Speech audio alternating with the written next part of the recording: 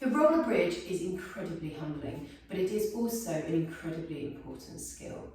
I really love the roller bridge. For me, it's been a big game changer in my running. So the real gain of a roller bridge is that it teaches us to co-contract our leg. And a co-contracted leg means that we're getting all the muscles to work at the same time to create stiffness.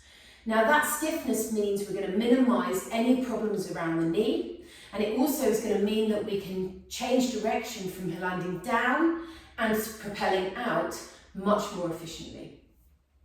So we're going to come down onto the back and we're going to start in a double-footed roller bridge. Okay? So I always recommend a shoe for these, just because it takes out the sort of foot strength part of this. And we're going to take the roller out to what I would call a long lever. So not to here, and we want to be out about here. You want to make sure you've got the arches of the foot on top of the roller. Okay? And then all we're going to do is, you can actually have the heel ever so slightly down probably. All we're going to do is push through the feet. Okay? Now, before we lift up or anything, when we push through the feet, we want to make sure that the glutes are off, the abs are off, and the pelvic floor is relaxed. From there, all we're going to do is push through the feet and slowly peel the hips off the floor.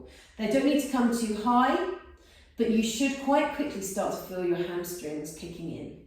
Now, if it feels incredibly calfy, you probably need to drop the heels down a little bit more, because it should be to whole leg effort.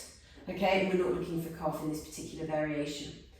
Now, to make it harder, you can reach the arms up to the air and you can try and lift the hips higher. Now, making sure when you're in this position, you can actually roll the feet out slightly, when you're in this position, abs are off, glutes are off, pelvic floor's off, and then I want you to check that both feet are pushing through that roller equally. Now, only when you can do 3 lots of 45 seconds of that roller bridge should you be progressing to a single leg.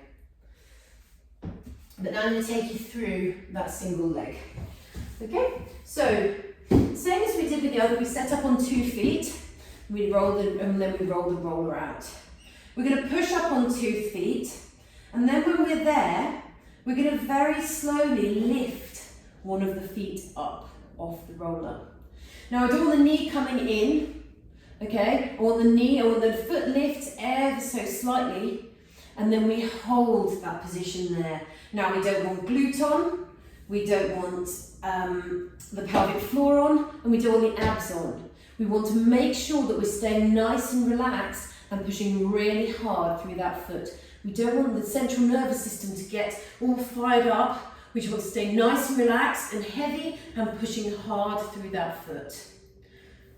When you do, for the first lot, try 20 seconds or however much you can tolerate, but you need to match it onto both sides. But the aim is to build up to 45 seconds on each leg and be able to do 3 circuits of that.